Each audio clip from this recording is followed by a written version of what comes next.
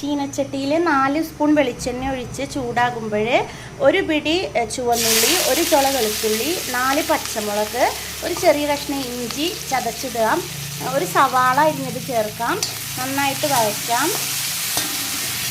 വേപ്പിലയും ചേർത്ത് നന്നായിട്ട് വഴറ്റാം.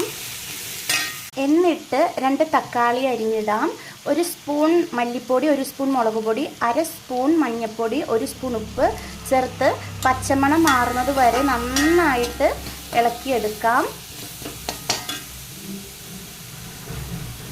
മസാല നന്നായി വാടി വരുമ്പോൾ 1 കപ്പ് തിളച്ച വെള്ളം ഒഴിച്ചു കൊടുക്കാം.